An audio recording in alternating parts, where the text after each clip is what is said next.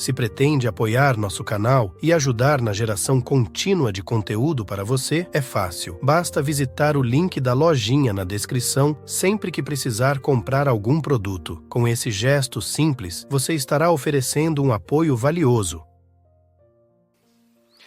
Claro que você sabe que um dia vai morrer, mas isso permanece apenas como uma ideia, até que você seja confrontado pela primeira vez com a morte.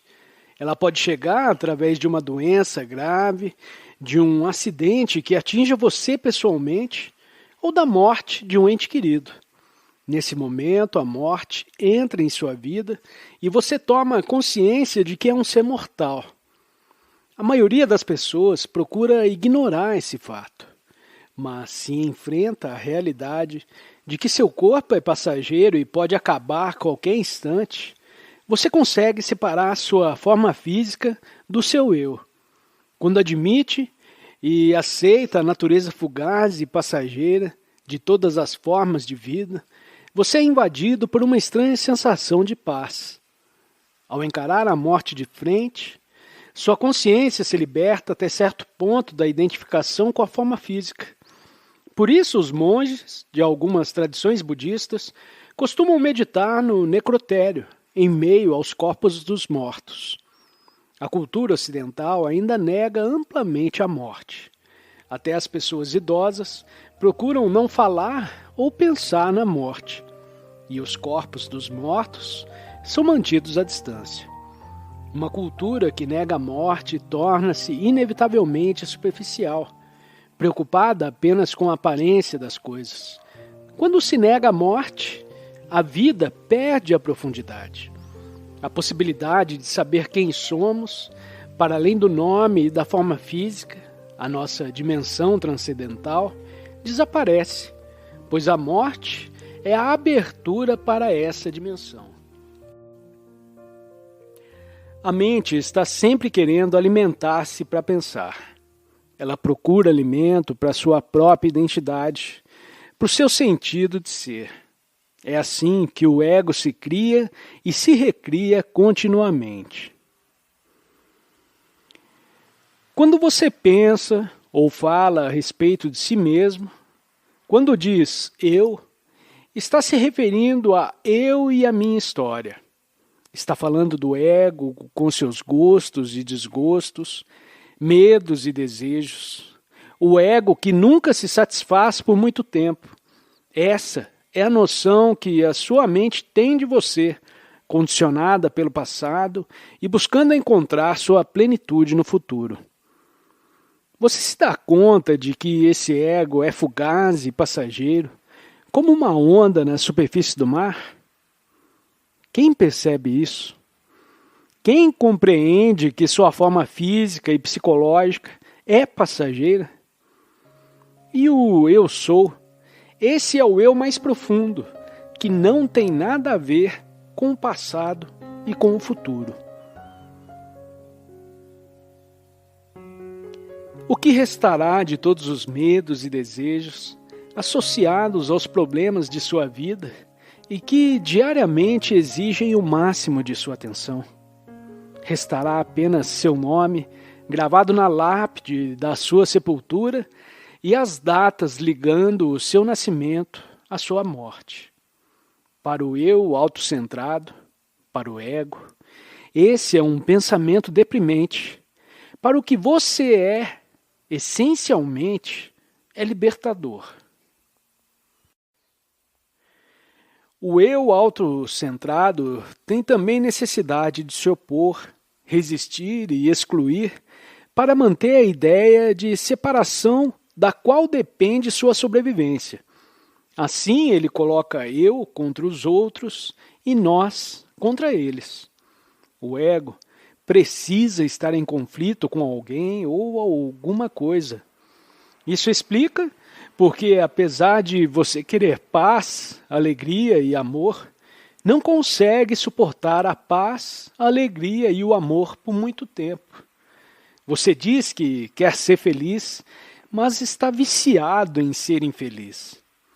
A sua infelicidade não vem dos fatos da sua vida, mas do condicionamento da sua mente. Quando você anda numa floresta intocada, aonde não houve qualquer interferência humana, vê muito verde exuberante, muita planta brotando, mas também encontra árvores caídas, troncos se deteriorando, folhas podres e, a cada passo, matéria em decomposição. Para onde quer que olhe, vai encontrar vida e morte. Se prestar mais atenção, vai descobrir que o tronco da árvore em decomposição e as folhas apodrecendo não só dão origem à nova vida, como estão cheios de vida. Há micro-organismos em ação. As moléculas estão se reorganizando. Portanto, não há morte em parte alguma dessa floresta. Há apenas a transformação da vida. O que você pode aprender com isso? Aprende que a morte não é o contrário da vida. A vida não tem oposto. O oposto da morte é o nascimento. A vida é eterna. Cada acidente ou desastre tem uma dimensão potencialmente redentora, que nós geralmente não somos capazes de perceber. O enorme choque que causa a iminência de uma morte totalmente inesperada pode forçar sua consciência a perder completamente a identificação com a forma física. Nos poucos momentos que antecedem a morte física e à medida que está morrendo, você tem uma experiência de si mesmo como uma consciência livre da forma.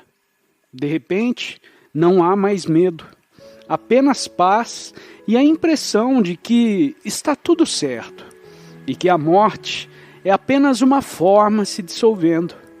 A morte é então sentida como ilusória, tão ilusória quanto a forma física que você identificava como sendo você. Há pessoas que, pouco antes de morrer, sentem uma enorme paz e ficam quase luminosas, como se algo brilhasse no corpo que está se extinguindo. Às vezes, pessoas muito doentes ou muito idosas ficam, por assim dizer, quase transparentes nas últimas semanas, meses ou até anos de suas vidas. Quando nos olham, é possível ver uma luz brilhando através de seus olhos. Não há mais sofrimento psicológico. Elas se entregaram e assim o eu, autocentrado, se dissolveu. Morreram antes de morrer e encontraram uma profunda paz interior pela compreensão de que dentro delas existe algo imortal. A felicidade depende de circunstâncias consideradas positivas, ao passo que a paz interior não precisa delas. Você pode afirmar com certeza o que é positivo e o que é negativo? Já fez o levantamento completo? Muitas pessoas devem ter aprendido bastante com as suas próprias limitações, seus fracassos, suas perdas, suas doenças e sofrimentos. Tudo isso ensinou-as a se desfazer das imagens falsas que tinham de si mesmas, dos desejos e objetivos superficiais ditados pelo ego que lhes deu profundidade, humildade e compaixão. Fez delas pessoas mais reais. Sempre que acontece alguma coisa negativa, há sempre uma lição embutida, embora nem sempre se perceba isso na hora. Uma doença ou um acidente pode mostrar o que há de real ou irreal em uma situação, aquilo que é importante e o que não é. De uma perspectiva mais elevada, as circunstâncias são sempre positivas. Para ser mais preciso, elas não são positivas nem negativas, são do jeito que são. E quando aceitamos as coisas como são, o bem ou o mal deixam de existir em nossas vidas. Só o que existe é um bem supremo que inclui o mal. Mas pela perspectiva da mente, existe o bem e o mal, o igual e o diferente, o amor e o ódio. É por isso que no livro do Gênesis está escrito que Adão e Eva não tiveram mais permissão para habitar o paraíso quando comeram da árvore do conhecimento do bem e do mal.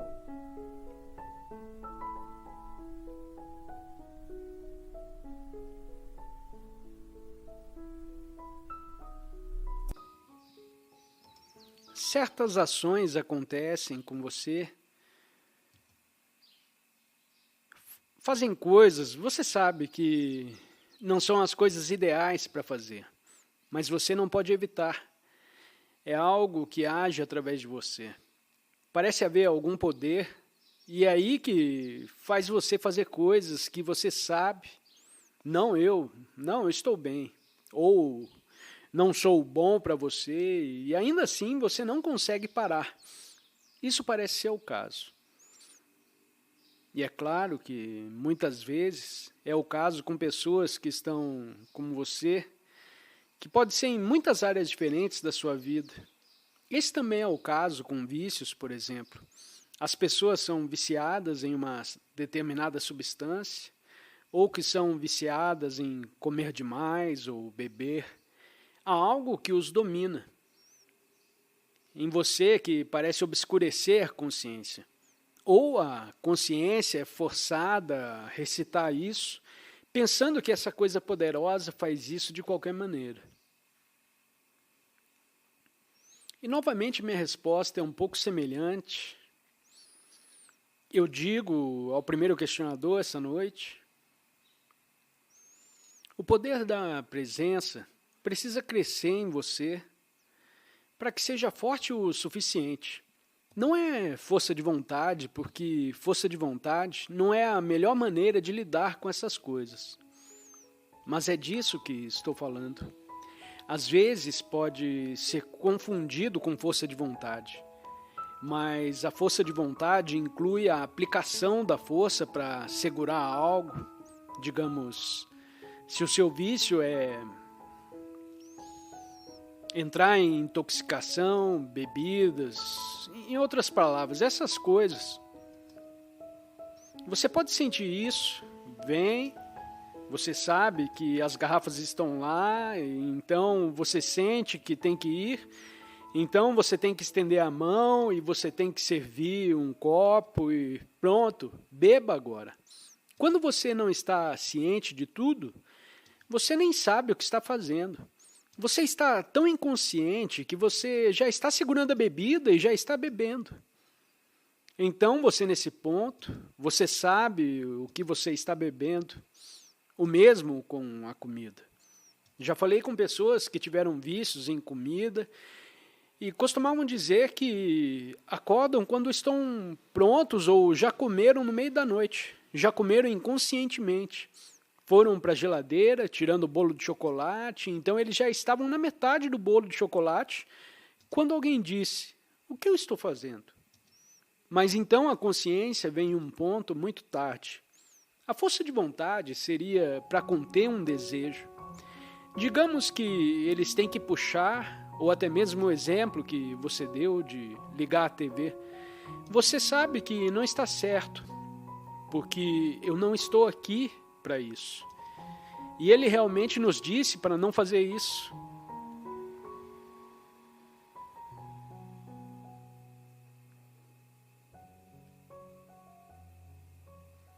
Eu não vou fazê-lo e fico me forçando. Eu posso confirmar o desejo, mas você está o segurando. Quando você segura as coisas, muitas vezes depois de um tempo, uma explosão acontece. É como se uma chaleira fervendo não pudesse segurar por tanto tempo. Então você tem algum tipo de racionalização em sua mente. Bem, é você que vai fazer de qualquer jeito. A mente vai lhe dar uma razão. Eu falei com um homem que é viciado em comida e seu corpo era muito insalubre, porque extremamente perigosamente ele estava acima do peso. Infelizmente ele faleceu e veio um homem e ele falou comigo. Muitas vezes antes de comer, ele diria, ou a sua mente diria algo como, você teve um dia difícil, Você realmente merece um presente. Isso explica por que é a coisa certa. Não vou fazer isso por muito mais tempo, mas só hoje eu preciso muito trocar a vida. Não é que não tenha me tratado, mas é o único lugar que tenho que fazer e é tudo que tenho. Não há outro prazer na minha vida. Eu tentei ser capaz de mostrar a ele que o pensamento é uma decepção. E eu tive um pouco de sucesso, mas infelizmente era tarde demais para salvá-lo. Bem, ele não está mais no corpo, mas tudo bem. Ele é a essência de nunca... Bom, ele provavelmente reencarna agora no oposto. Talvez em ordem para aprender alguma lição. Novamente o que eu disse é uma primeira pergunta para praticar o poder da presença, quando você não está particularmente tentada por nada, e você está apenas em seu quarto, não há nenhuma tentação particular. Entre no corpo, sinta a sensação do corpo interior, esteja ciente, esteja presente, mas com um novo sentido de percepção. Eu recomendei que pratique a inspiração, sinta a presença, permeando cada célula do seu corpo, na consciência do corpo interior, e para que haja presença suficiente, para quando o impulso vier, você o use como não. Diga, vai embora ou algo assim, porque não vai embora. Vai acontecer de qualquer maneira se o impulso vier, seja o que for, e você observou, você percebe que é uma coisa boa, que você quer que você faça. E se houver consciência suficiente, você o usa como toda vez que um impulso desse tipo vem. Essa é uma prática espiritual especial. Então, em vez de querer se livrar dele, deixe ele ser bem-vindo quando ele vier. Essa é especialmente uma prática espiritual projetada para você. E é claro que, então, como você transforma isso em prática espiritual? Primeiro, você percebe que esta é uma oportunidade para praticar. E a primeira coisa que você pode fazer é praticar, adiar, obedecer ao impulso. Não obedecer imediatamente, mas atrasá-lo. Você os observa, digamos, quando você queria ir ligar a TV e ligar aquilo. Ou você sente um impulso, ou diz, ok, aqui está minha próxima oportunidade de prática espiritual. Agora vou atrasar a ativação desse programa na TV por 3 minutos. E durante esses 3 minutos, você observa isso, o impulso em você. Você observa que tem uma forma de energia, e você observa, e aí está, você fica olhando, você sente, que é como um pequeno gremlin ou coisa assim.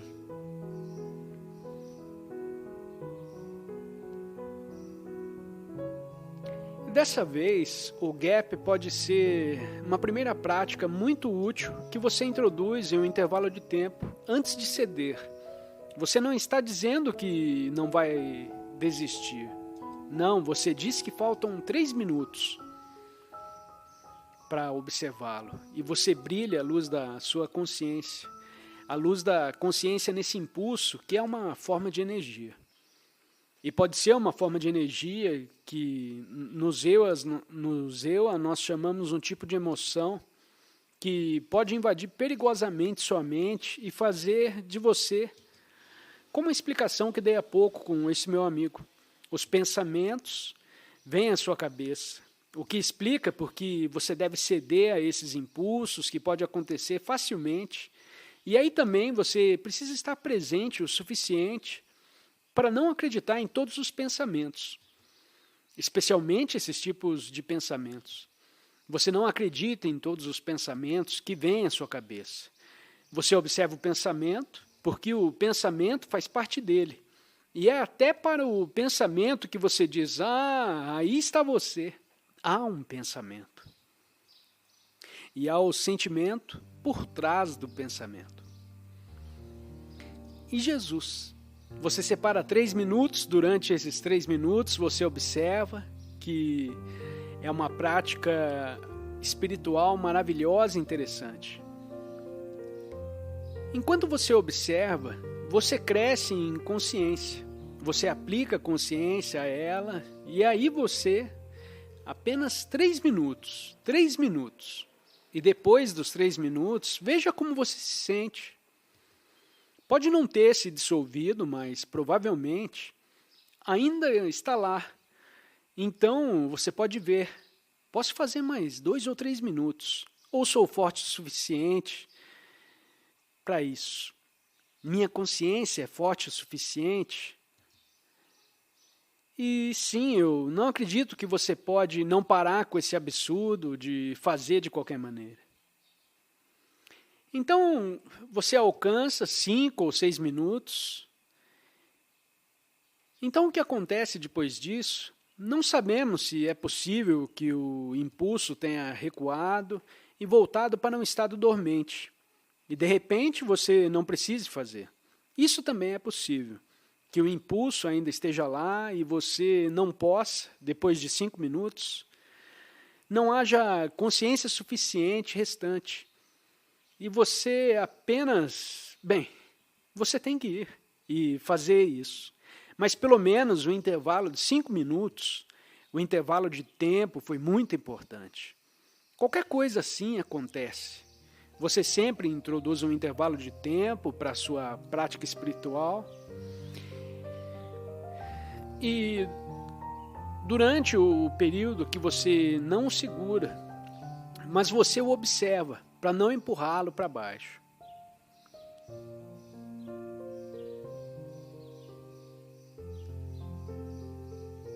Você olha para isso e fala assim, aí está.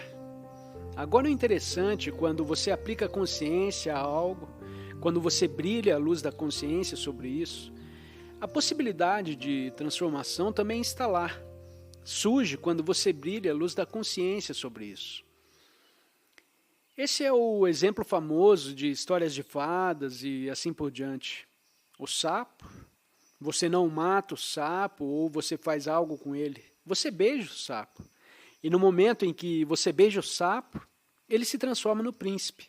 E então o sapo fica a partir disso, como na mitologia, alguma sabedoria embutida nesses contos de fadas. Que a propósito, onde muitos deles não foram criados pelas pessoas que os escreveram. Eles já foram transmitidos oralmente por longos períodos de tempo. Então existem mitologias que geralmente contêm muita sabedoria. E o terminal de sabedoria em beijar o sapo, que depois se transforma em algo bonito, algo feio, mas você meio que dá uma aceitação e amor, você olha para ele, e então a transformação acontece. Parece que não é uma prática espiritual, e depois de um tempo você descobrirá isso, e inicialmente, talvez após um intervalo de tempo, você ainda o faça, mas gradualmente, dessa vez o gap fica mais longo. E então você pode observar que a energia por trás do impulso enfraquece e diminui, até a próxima vez. Mas gradualmente ele enfraquece. E todos esses mecanismos de autossabotagem começam a desaparecer gradualmente se você aplicar a consciência a ele para observá-los. Então pense no sapo. Esses são todos os sapos e o que quer que sejam sapos, gremlins, que vivem em você como campos de energia. E as energias estão presas lá. Elas não são ruins em si mesmas. Elas estão presas como o corpo de dor, é uma energia que é energia emocional. Quando o corpo de dor se dissolve, suas armas se transformam em presença. É como um fogo que você coloca uma lenha. Ele meio que se consome, se transmuta. Talvez seja a palavra certa. Se transmuta em presença. E aqui temos novamente o famoso exemplo de, na Idade Média, certos filósofos estavam muito interessados em alquimia. A alquimia era para ser a transformação de metal básico em ouro através de um processo químico de transformação. Mas o verdadeiro significado por trás da alquimia era a transformação da consciência humana. E eles tinham muitas imagens. E assim por diante, eles não podiam falar e escrever sobre isso abertamente, porque eles teriam sido executados pela igreja na época.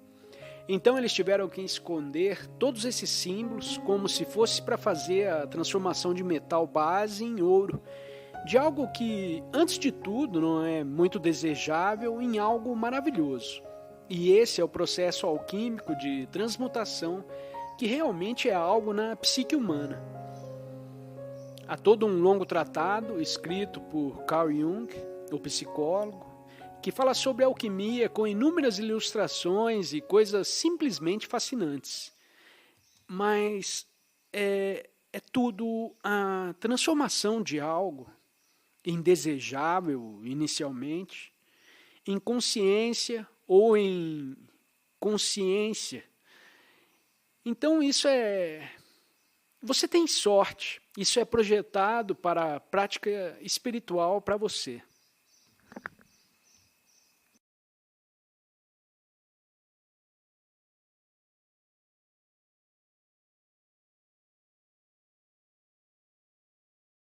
Se pretende apoiar nosso canal e ajudar na geração contínua de conteúdo para você, é fácil. Basta visitar o link da lojinha na descrição sempre que precisar comprar algum produto. Com esse gesto simples, você estará oferecendo um apoio valioso.